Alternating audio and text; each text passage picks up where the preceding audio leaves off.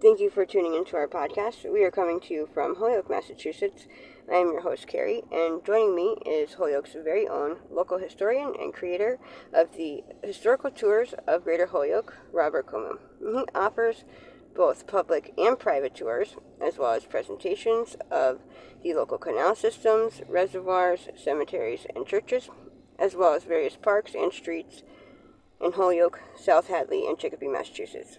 Now you actually lead these tours and give these presentations yourself, is that correct? Yes, and I love this particular neighborhood. Awesome. So today you're telling us about the Smiths Ferry neighborhood. So why was Smiths Ferry considered a transportation hub at one time? Because through this area you had many modes of transportation. One, the Connecticut River Railroad line came right along the Connecticut River from Northampton along the western bank of the Connecticut River towards Holyoke, then to Springfield. It crossed the Chicopee River, crossed the Connecticut River in Holyoke into Chicopee. Now, why was the transportation hub here? Well, not only the train was here, but the trolley was here too. So the trolley came from downtown Holyoke up into Mountain Park with a spike up the mountain. But when it got into Mountain Park, it didn't go head right back to Northampton Street. It went to a point at least 2 miles further up. So it came in off Northampton Street, went up the Mountain Park Access Road, and then out a special route that's hard to find nowadays. And so it had its own special place to go. And also, there used to be, in this area, a ferry.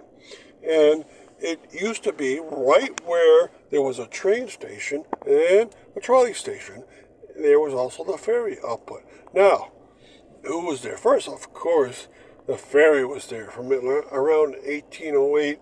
It operated to about maybe 1911, I believe. And it was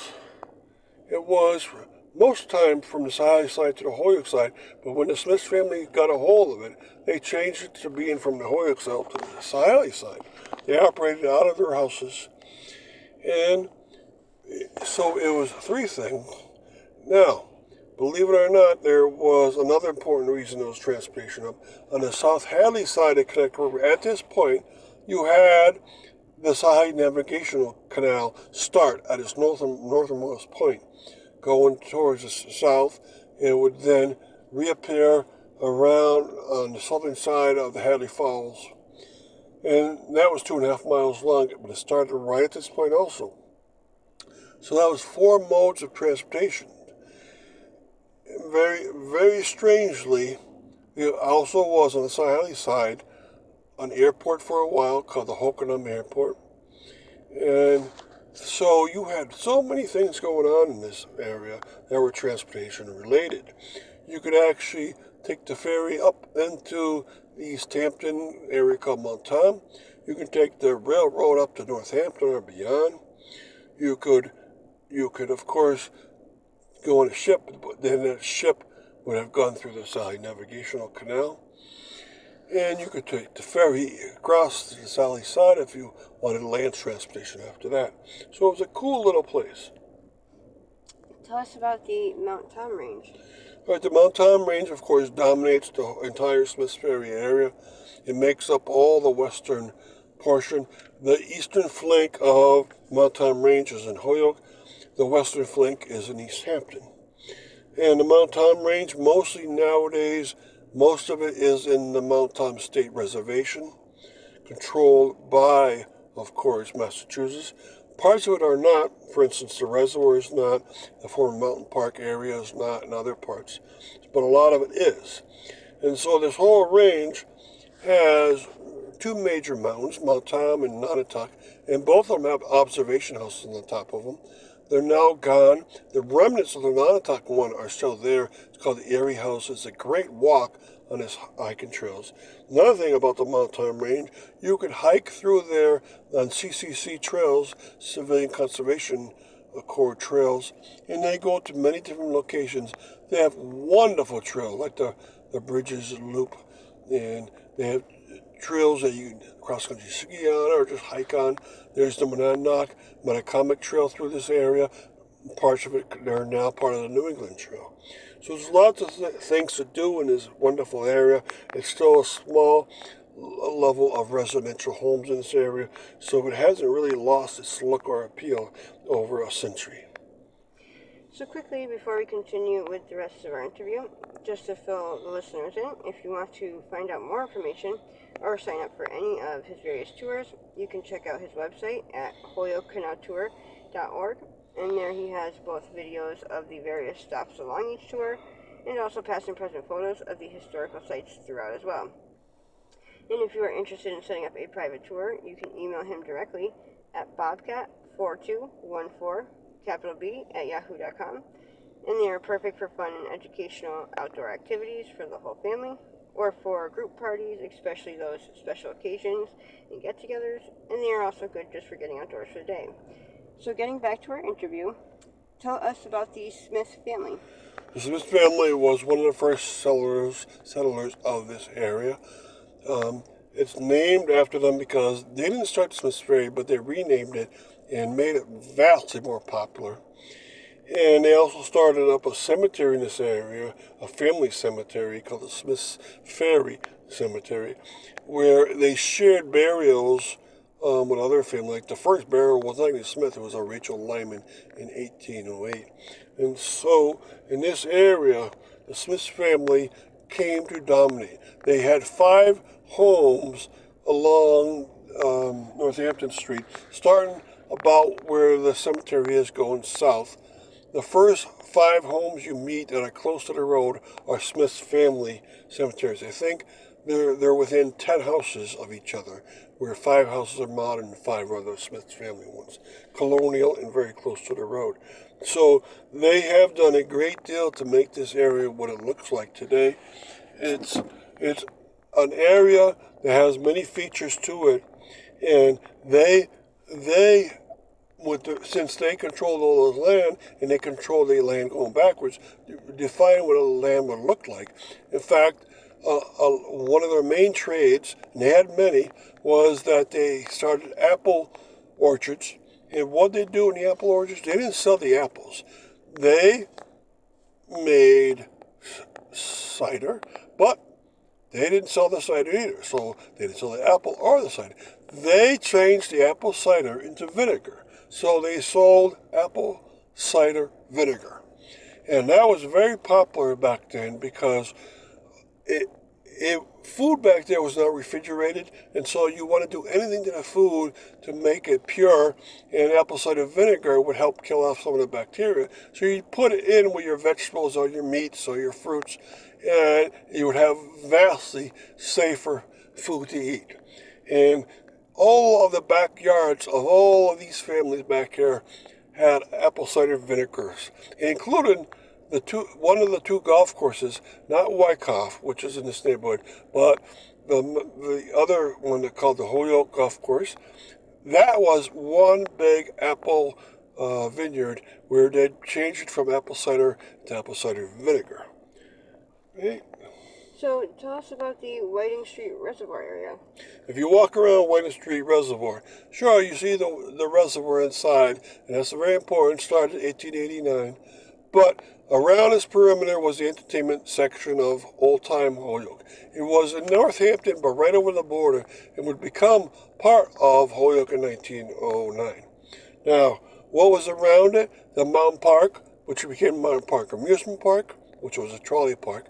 On the mountain itself was the observation deck on the top of the mountain, where you could take a tramway of the trolley up to the top. Then around the back southern side, there were hiking trails.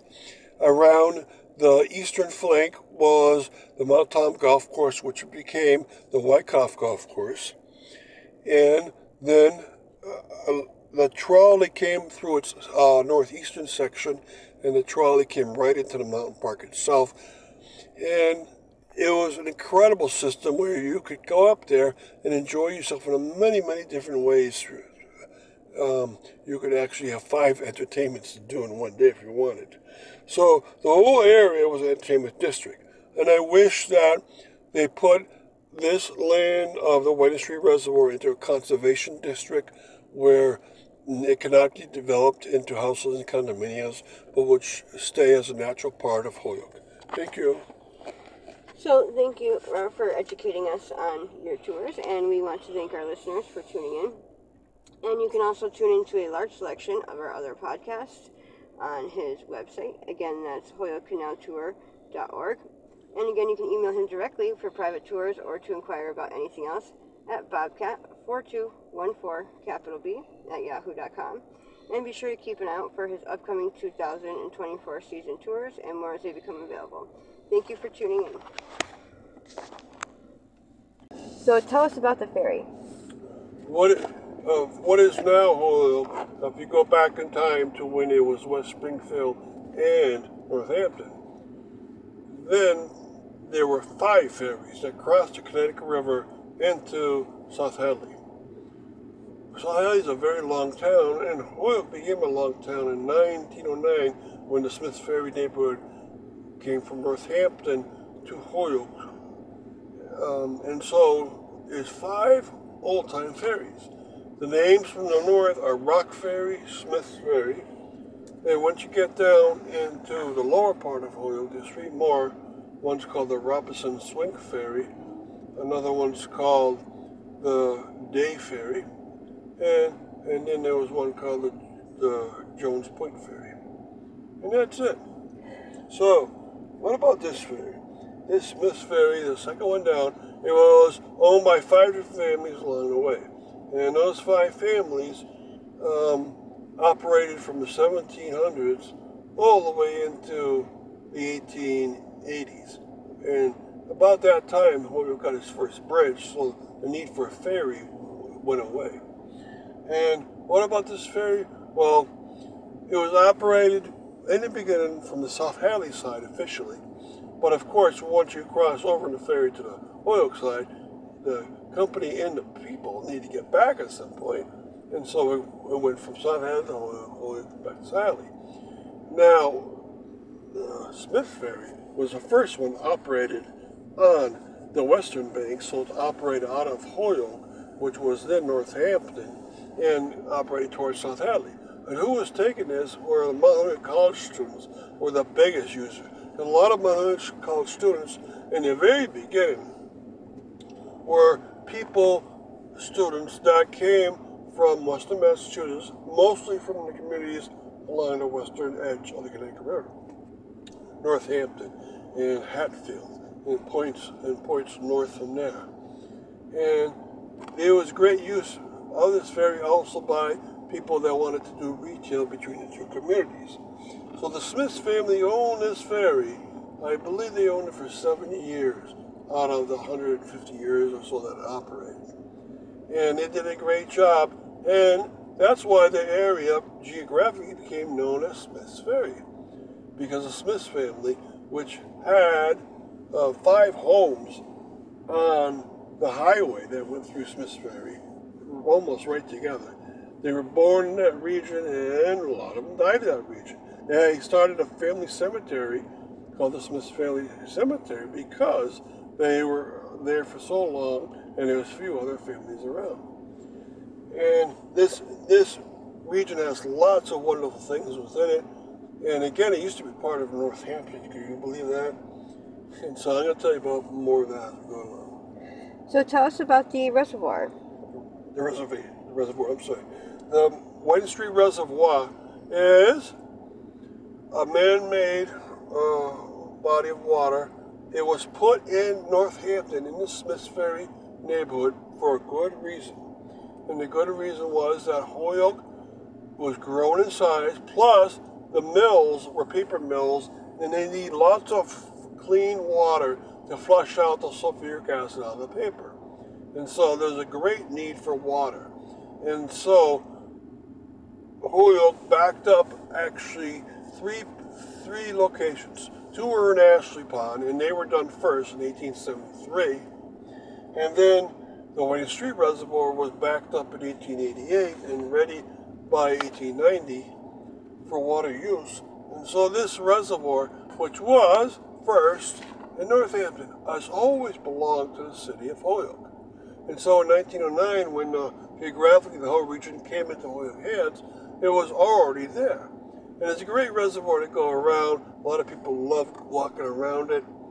And it turned into almost an entertainment section. So Smith's Ferry, to a lot of people, was the place to go if you wanted a day out. Remember, there was no cars yet. There was a trolley, and it went up there. The trolley went right to the other edge of the reservation and the reservoir and the mountain park. And so it was a great place to be around. So quickly before we continue with the rest of the interview, just to fill our listeners in, if you want to find out more information or sign up for any of his various tours, you can check out his website at holyokecanaltour.org. And there he has both videos of the various stops along each tour and also past and present photos of the historical sites throughout as well.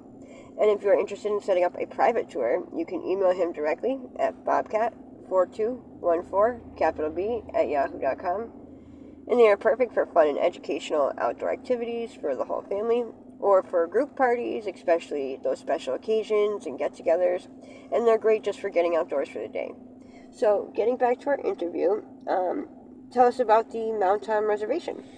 Okay, the Mount Tom Reservation is a state reservation.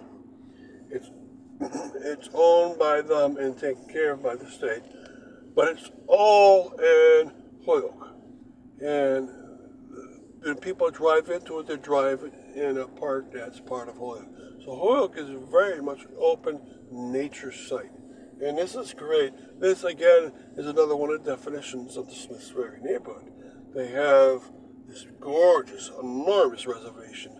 It's a nature reserve on the side of Mount Tom.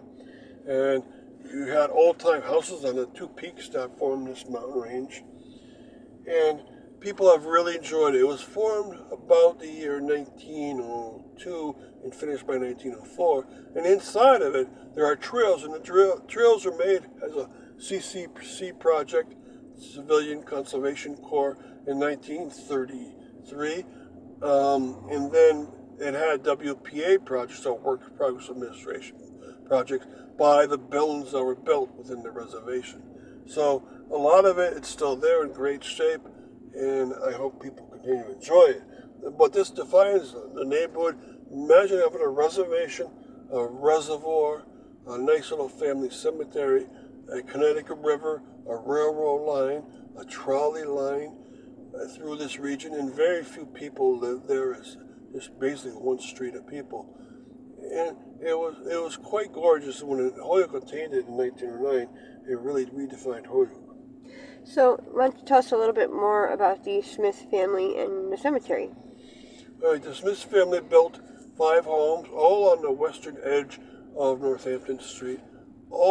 They used to be all in a line. Since then, some homes have gone in between them. But you can tell which ones they are because of the if you go to the cemetery and go south and look towards the western edge, the 5 homes that are closest to the street are the ones that are owned by the Smith family. So the father and mother and the kids were in the first one, the one towards the north, and then when the sons got older, they built 4 more of them going towards the south. So you have a big line of beautiful white houses owned by the Smith family. Now, of course, if you're so isolated, then you need to have your own family cemetery. And they were extremely isolated. First, they were part of Northampton, and they were in the mountain division, it was called, of Northampton, already far away from the center of Northampton. And then, in the 1820s, a canal was built right up through the middle of Northampton it was called the Hampshire Canal. In Massachusetts, called the Farmington Canal in Connecticut. It was an enormous canal for navigation. It's not there anymore. It was turned into a train track, and then it turned into a bike path. But this Hampshire-Hamden Canal came right up, and when it did, Northampton gave a slice of that where it cut up towards the river to East Hampton. And that made an exclave. An exclave is a geographic part of something that is separated from the main body. And so Smiths Ferry was separated from Northampton by a slice of East Hampton. And that made the whole Smiths Ferry situation worse because they weren't serving very well what the few residents of Smiths Ferry really wanted. And they wanted be served by the police and fire departments, and a nice school, and they weren't getting that. That's very strange. And so what happened was Northampton ended up losing it to Holyoke, which served this region much better. They already had a reservoir there, they had a tennis club there, and you can just say that a lot of people from Holyoke started to move there, and they was going culturally away from Northampton. Now the cemetery is an old family cemetery. About 240 burials are there only. It's still active if you bought a plot. And it's great because you go in there, you see all the old-time Smith's Ferry family there. You remember 4 of the sons stayed in the region, and they had lots of kids. And so there's loads of Smith family members in that Smith Ferry cemetery. Thank you. So thank you, Robert, for taking the time out to educate us on your tours. And we also want to thank our listeners for tuning in. And you can also tune into a large selection of other podcasts and much more at his website, holyokecanaltour.org. And again, you can email him directly for private tours or to inquire about anything else at bobcat4214, at yahoo.com.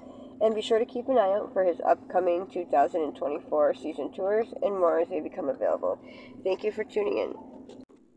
Hi, my name is Carrie, and I'm going to be asking Robert some questions about one of the tours that he gives. He does historical tours of Greater Holyoke on canals, churches, cemeteries, reservoirs, parks, and streets in Holyoke and Chicopee and South Hadley, Mass. His website is holyokecanaltour.org, and you can email him at bobcat4214, at yahoo.com. Again, that's BOBCAT4214, at yahoo.com. And so I'm going to be asking about the Smith Ferry Cemetery tour that you give. And so why does the Smith family cemetery now belong to Holyoke? Well, until 1909, the northern part of what's now Holyoke belonged to Northampton. And the reason why Northampton owned that section was Northampton was very large. It's one of the colonial era towns of Massachusetts. And it owned a section towards its south that included a bit of East Hampton and Northampton, was now Holyoke. And it gave a small part of itself to East Hampton because East Hampton had a very large canal come up through its middle called the Farmington Canal. And that was built in the 1830s. And so it donated some land. And that strip of land is still East Hampton. It's a very narrow strip as it reached the Connecticut River. But the south portion of that was vast, included a mountain range and about 4 miles of land. And that strip was still Northampton, and it was separated from the main body of Northampton. And through the many years, people in that region got used to being isolated from the services of Northampton. They had a school, but that was it. Northampton wouldn't even go over there to plow. Once they didn't even go over there to put out a fire. And so by the 1880s and 1890s, they were sick of this. And they kept trying to get, in Smith Ferry, to have the city of Holyoke take them on. And by the early 1900s, they were trying harder and harder. And Holyoke applied to the Massachusetts state legislature to tell them that they were to annex this bit of Smith Ferry or Northampton. In 1909, finally the state legislature agreed. And the agreement was that they'd pay a certain amount of money, and from that money, they would get that land. So from 1909 onwards, Smith Ferry has been part of Holyoke. The cemetery that was there still belonged to Northampton, but Northampton didn't like to go over there and take care of it. You know, it was at least 3 miles away from the center where services were. And so even that, they donated to Holyoke and they transferred the deed. I believe that was about 1916. So now Holyoke had all that land and had the cemetery. So Smith Ferry Cemetery became part of Holyoke's history, even though almost everyone in it is a Northampton resident. Now, so tell us about the layout of the burials.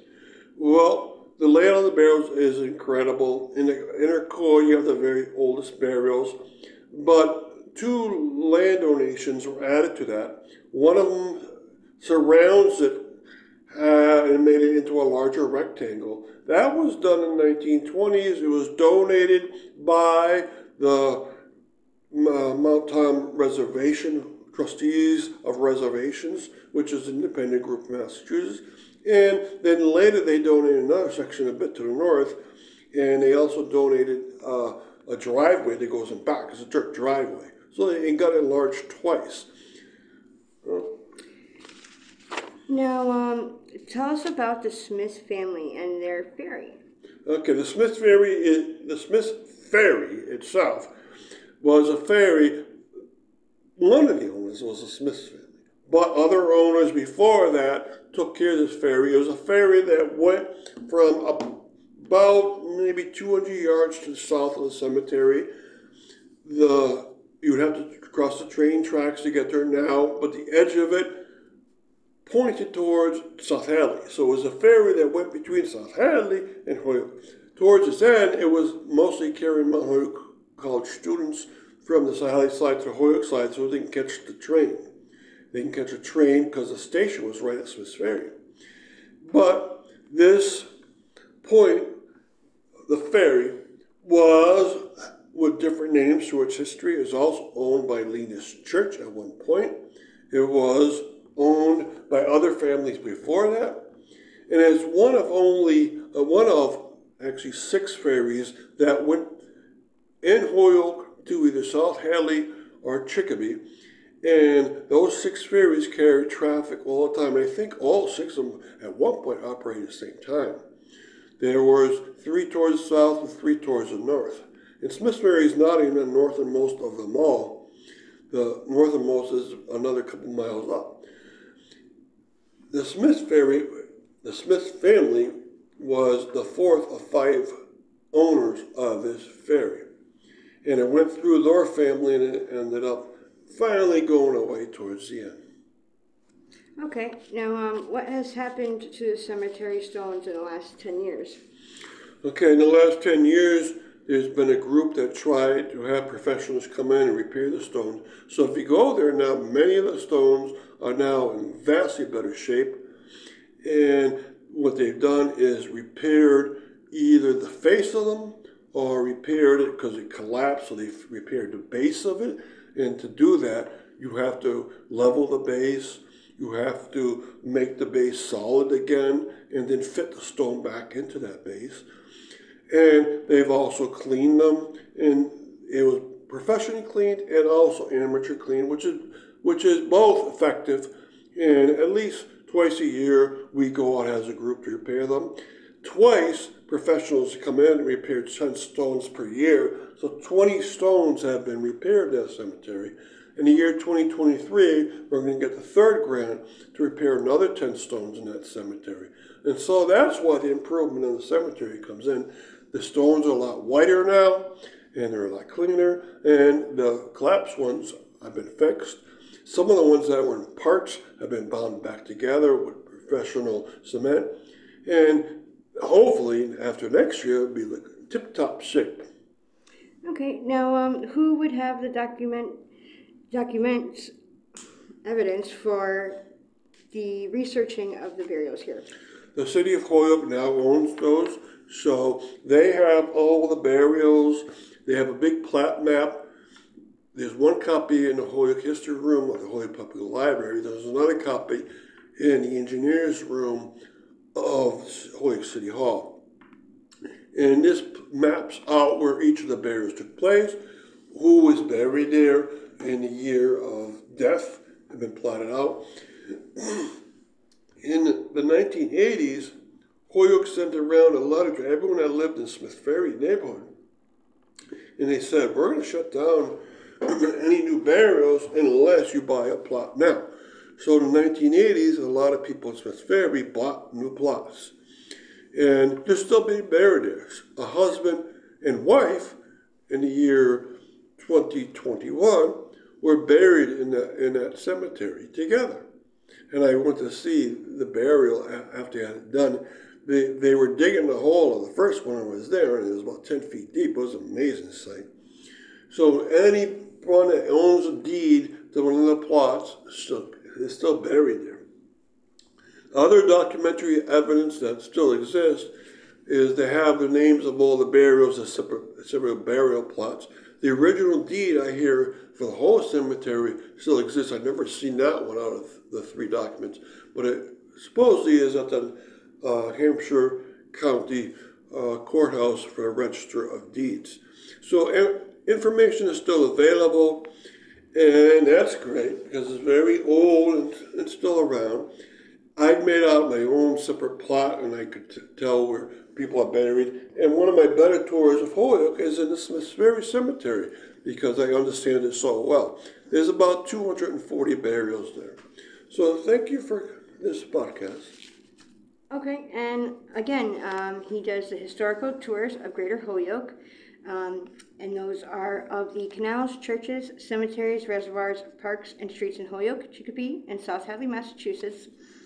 His website is holyokecanaltour.org, and his email, if you would like to email him directly, is bobcat4214, capital B, at yahoo.com. Again, that is BOBCAT4214, capital B, at yahoo.com. Thank you very much.